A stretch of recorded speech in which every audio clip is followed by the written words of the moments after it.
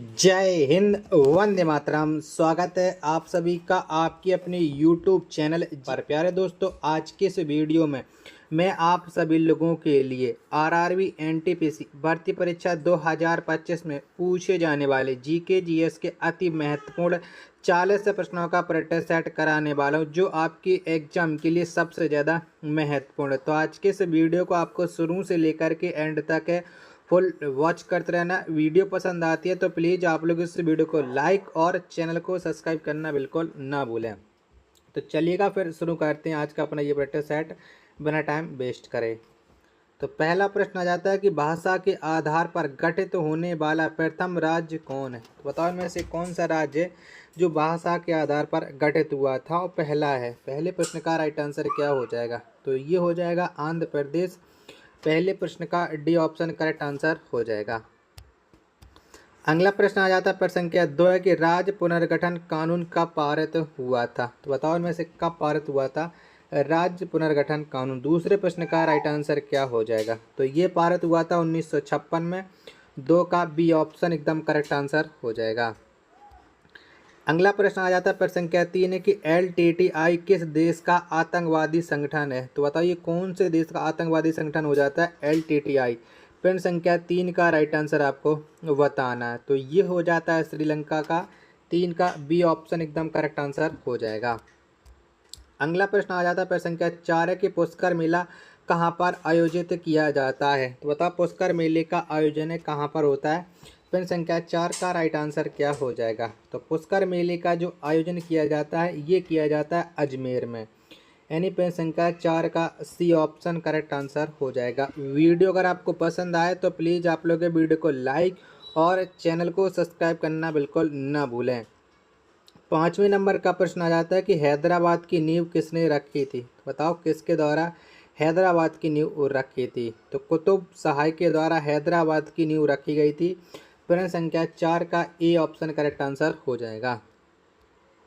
अगला प्रश्न आ जाता है प्रश्न संख्या 6 किस विदेशी नागरिक को पहली बार भारत रत्न प्रदान किया गया। तो बताओ इनमें से कौन से व्यक्ति को भारत रत्न पुरस्कार मिला है, वो भी विदेशी व्यक्ति है। तो ये मिला है खान अब्दुल गफ्फार खां को। 6वें प्रश्न का डी ऑप्शन एकदम करेक्ट आंसर हो जाएगा। नेक्स्ट प्रश्न आ जाता है प्रश्न संख्या 7 है कि आंध्र प्रदेश राज्य की राजधानी कहाँ है। तो बताओ इनमें से कौन सी राजधानी है आंध्र प्रदेश की। 7वें प्रश्न का राइट आंसर आपको बताना है। तो आंध्र प्रदेश की राजधानी हो जाती है Amravati. A option correct answer हो जाएगा। चलिएगा नेक्स्ट प्रश्न आ जाता है प्रश्न संख्या 8 है खालसा पंथ के संस्थापक कौन थे। तो बताओ इनमें से किसके द्वारा खालसा पंथ की स्थापना की गई थी। तो गुरु गोविंद सिंह ने खालसा पंथ के संस्थापक या खालसा पंथ की स्थापना की थी। 8वें प्रश्न का सी ऑप्शन राइट आंसर हो जाएगा। नेक्स्ट प्रश्न आ जाता है प्रश्न संख्या 9 कि माउंट एवरेस्ट पर विजय पाने वाली प्रथम महिला कौन है। तो बताओ इनमें से कौन सी वो महिलाएं जिन्होंने माउंट एवरेस्ट पर विजय पाई थी और वो सबसे पहली महिला हो जाती हैं। 9वें प्रश्न का राइट आंसर क्या हो जाएगा? तो वो महिला हो जाती हैं जिनको तेवई। 9वें प्रश्न का बी ऑप्शन राइट आंसर हो जाएगा।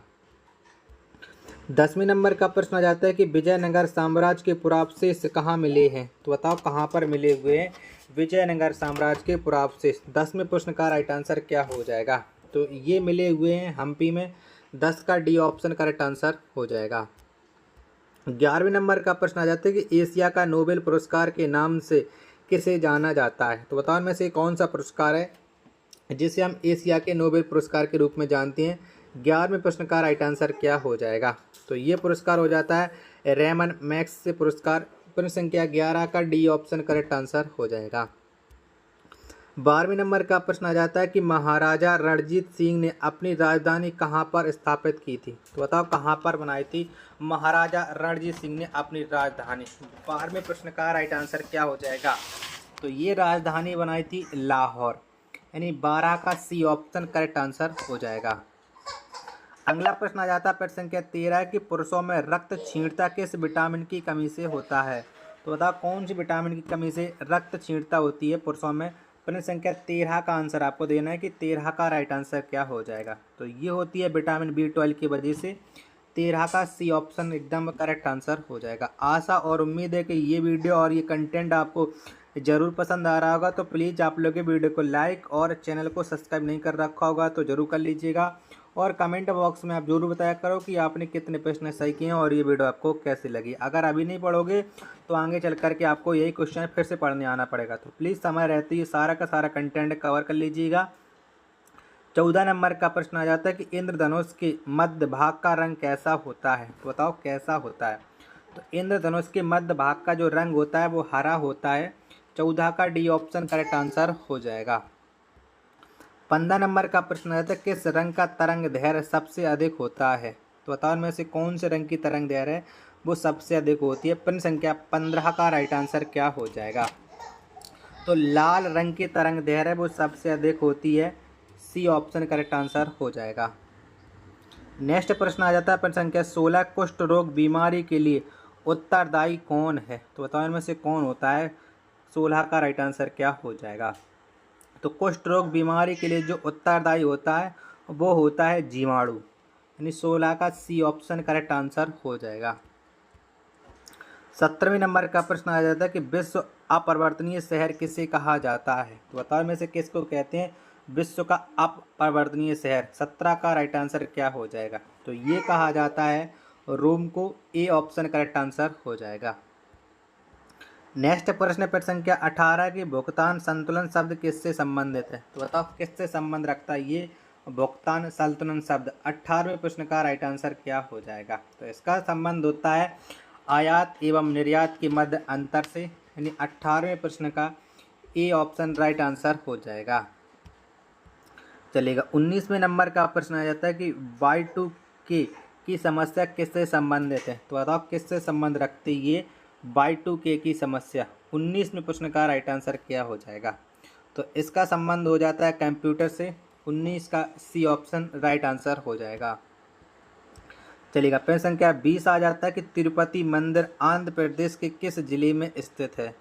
तो बताओ कौन से जिले में ये स्थित है तिरुपति मंदिर। 20वें प्रश्न का राइट आंसर क्या हो जाएगा। तो ये आंध्र प्रदेश के चित्तूर जिला में स्थित है, यानी 20 का ए ऑप्शन करेक्ट आंसर हो जाएगा। चलिएगा। अगला प्रश्न आ जाता है प्रश्न संख्या 21 है कि ISO 9000 का संबंध किससे है। तो बताओ किससे संबंध रखती है ISO 9000। तो इसका संबंध हो जाता है अच्छे प्रबंधन का मानक से, यानी 21वें प्रश्न का जो राइट आंसर हो जाएगा वो हो जाएगा ऑप्शन संख्या बी। वीडियो अगर आपको पसंद आ रही होगी तो प्लीज़ वीडियो को लाइक और चैनल को सब्सक्राइब है वो जरूर कर लीजिएगा। 22वें नंबर का प्रश्न है कि मेरियाना गर्त किस महासागर में स्थित है। तो बताओ कहाँ पर स्थित है मेरियाना गर्त। 22 का राइट आंसर क्या हो जाएगा। तो मेरियाना गर्त ये प्रशांत महासागर में स्थित है। 22 का डी ऑप्शन करेक्ट आंसर हो जाएगा। चलिएगा। अगला प्रश्न आ जाता है प्रश्न संख्या 23 है कि परमपाद किससे संबंधित है। तो बताओ परमपाद का संबंध किससे है ये आपको बताना है। 23 का राइट आंसर क्या हो जाएगा। तो परमपाद का जो संबंध होता है ये कंप्यूटर से होता है, यानी 23वें प्रश्न का ए ऑप्शन राइट आंसर हो जाएगा। अगला प्रश्न आ जाता है प्रश्न संख्या 24 से कि चौथा स्तंभ का संबंध है। तो बताओ किससे ये संबंध रखता है चौथा स्तंभ। प्रश्न संख्या 24 का राइट आंसर क्या हो जाएगा। तो जो चौथा स्तंभ का संबंध होता है वो होता है प्रेस से। किससे होता है प्रेस से होता है। ए ऑप्शन करेक्ट आंसर हो जाएगा। अगला प्रश्न आ जाता है प्रश्न संख्या 25 है कि सूर्य की पराबैंगनी किरणों से पृथ्वी की रक्षा करती है। तो बताओ कौन सा मंडल है ये सूर्य की पराबैंगनी किरणों से पृथ्वी की रक्षा करता है। तो ये करता है ओजोन मंडल या ओजोन परत। 24 का सी ऑप्शन राइट आंसर हो जाएगा। 26वें नंबर का प्रश्न आ जाता है कि CRY का संबंध किससे है। तो बताओ किससे संबंध रखती है ये CRY। 26वें प्रश्न का राइट आंसर क्या हो जाएगा। तो इसका संबंध है बहिष्कृत बच्चों के कल्याण से। 26 का सी ऑप्शन राइट आंसर हो जाएगा। चलिएगा। अगला प्रश्न आ जाता है प्रश्न संख्या 27 है कि ऑपरेशन ब्लैक बोर्ड का संबंध किससे है। तो बताओ किससे संबंध रखता है ये ऑपरेशन ब्लैक बोर्ड। 27वें प्रश्न का आंसर आपको बताना है कि 27 का राइट आंसर क्या हो जाएगा। चलिए 27 के चारों ऑप्शन आपकी स्क्रीन पर शो हो रहे हैं। तो इसका जो संबंध हो जाता है वो हो जाता है प्राथमिक विद्यालयों में न्यूनतम सुविधाओं से। 27 का ए ऑप्शन राइट आंसर हो जाएगा। चलिएगा 28वें नंबर का प्रश्न है कि स्वतंत्र भारत की पहली बहुउद्देशीय नदी घाटी परियोजना कौन सी है? तो बताओ इनमें से कौन सी है, वो भी स्वतंत्र भारत की। तो स्वतंत्र भारत की पहली बहुउद्देशीय नदी घाटी परियोजना ये हो जाती है दामोदर घाटी। 28 का सी ऑप्शन राइट आंसर हो जाएगा। 29वें नंबर का प्रश्न आ जाता है कि डॉक्टर सी.वी. रमन को भौतिक शास्त्र विषय में किस वर्ष नोबेल पुरस्कार प्रदान किया गया? तो बताओ इन्हें कब मिला था? तो इनको जो नोबेल पुरस्कार मिला था ये 1930 में मिला था, यानी 29 का डी ऑप्शन करेक्ट आंसर हो जाएगा। चलिएगा अगला प्रश्न आ जाता है प्रश्न संख्या 30 है, कितने तापक्रम पर सेंटीग्रेड एवं फ़ारेनहाइट तापमान समान होता है? तो बताओ ये कितने पर होता है? प्रश्न संख्या 30 का राइट आंसर क्या हो जाएगा? तो ये होता है -40 डिग्री पर समान। 30 का डी ऑप्शन करेक्ट आंसर हो जाएगा। चलिएगा नेक्स्ट प्रश्न आ जाता है प्रश्न संख्या 31 है, पोलावरम बांध किस नदी पर स्थित है? तो बताओ कहाँ पर स्थित है ये पोलावरम बांध? 31 का राइट आंसर क्या हो जाएगा? तो इसका संबंध हो जाता है गोदावरी नदी से। 31 का सी ऑप्शन राइट आंसर हो जाएगा। नेक्स्ट प्रश्न है प्रश्न संख्या 32 आ जाता है, योजना आयोग का गठन कब किया गया था? तो बताओ कब योजना आयोग का गठन किया गया था? 32 में प्रश्न का आंसर आपको देना है। तो योजना आयोग का जो गठन हुआ था वो 15 मार्च 1950 को किया गया था। 32 में प्रश्न का बी ऑप्शन राइट आंसर हो जाएगा। चलिएगा अगला प्रश्न आ जाता है प्रश्न संख्या 33 है कि भारत में हिंदी के बाद दूसरी बोली जाने वाली भाषा कौन सी है? तो बताओ इनमें से कौन सी दूसरी वो भाषा है जो भारत में हिंदी के बाद बोली जाती है? तो वो भाषा हो जाती है बांग्ला। 33 में प्रश्न का डी ऑप्शन करेक्ट आंसर हो जाएगा। अगला प्रश्न आ जाता है प्रश्न संख्या 34 है, कैबिनेट मिशन भारत कब आया? तो बताओ कब आया था कैबिनेट मिशन भारत? प्रश्न संख्या 34 का राइट आंसर क्या हो जाएगा? तो कैबिनेट मिशन ये जो भारत आया था ये 1946 में भारत आया था, यानी 34 में प्रश्न का सी ऑप्शन करेक्ट आंसर हो जाएगा। चलिएगा अगला प्रश्न आ जाता है प्रश्न संख्या 35 है कि सार्वत्रिक गुरुत्वाकर्षण नियम का प्रतिपादन किसने किया? बताओ किसके द्वारा ये हुआ था सार्वत्रिक गुरुत्वाकर्षण नियम का प्रतिपादन? 35 में प्रश्न का राइट आंसर क्या हो जाएगा? तो ये किया था न्यूटन ने। बी ऑप्शन करेक्ट आंसर हो जाएगा। अगला प्रश्न आ जाता है प्रश्न संख्या 36 कि चमगादड़ अंधेरे में किसके कारण उड़ता है? तो बताओ कैसे उड़ता है चमगादड़ अंधेरे में? प्रश्न संख्या 36 का राइट आंसर क्या हो जाएगा?